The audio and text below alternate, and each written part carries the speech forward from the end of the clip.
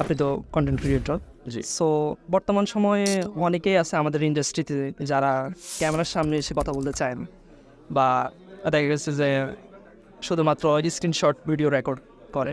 একটু ফিল করা যে আমি ক্যামেরার সামনে আসতে চাই না, বা একটা লজ্জা, একটু শাই হওয়া, এই নার্ভাসনেসটা কাটানোর জন্য নতুন ক্রিয়েটরদের আপনার কী পরামর্শ দিবেন? বর্তমানে এখন তো সবাই আসলে কন্টেন্ট ক্রিয়েশন করছে বা করতে চাচ্ছে। তো সেক্ষেত্রে এখন বর্তমানে ফেসবুক, ইউটিউবে যে যার মতো কিন্তু ছোটো ছোটো আমরা রিলস নিজেদের ইমেজের সাথেও কিন্তু এখন একটা মিউজিক অ্যাড করে কিন্তু আমরা ভিডিও মেক করছি, তাই না? তো আমি বলবো যে যারা প্রকৃত কন্টেন্ট ক্রিয়েশন করতে যাচ্ছে, যদি ফেসলেস ভিডিও বানানো যায় এবং ফেস সহ যদি ভিডিও মেক করা যায়, আমি বলছি ফেস সহ যখন ফেস ক্যাম করে যখন ভিডিও মেক করা যাবে, ফেসলেসের থেকে 10 গুণ বেশি সুবিধা পাওয়া যাবে। সাপোজ মনে করেন যে আপনার একটা চ্যানেল আছে, সেখানে 1 মিলিয়ন সাবস্ক্রাইবার আছে, যেখানে আপনি শুধুমাত্র নিজের ভয়েস ওভার করে ভিডিও মেক করেন, বাট হঠাৎ করে আপনার যে কোনো অ্যাক্সিডেন্টলি আপনার চ্যানেলটা সাসপেন্ড হয়ে গেল, ডিসেবল হয়ে গেল, হ্যাক হয়ে গেল, যে কোনো কেউ নষ্ট হয়ে যেতে পারে। কারণ আমরা তো জানি যে কোনো আমাদের ফেসবুক প্রোফাইল চ্যানেল সাসপেন্ড হতেই পারে।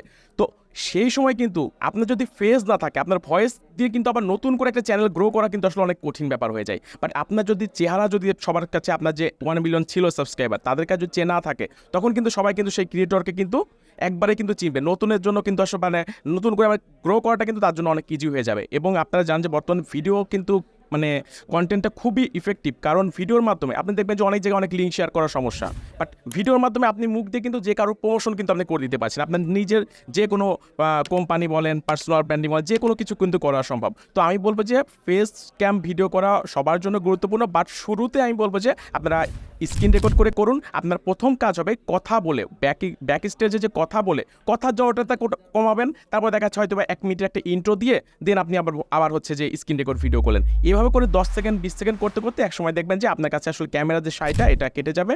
তো সবার জন্য শুভকামনা।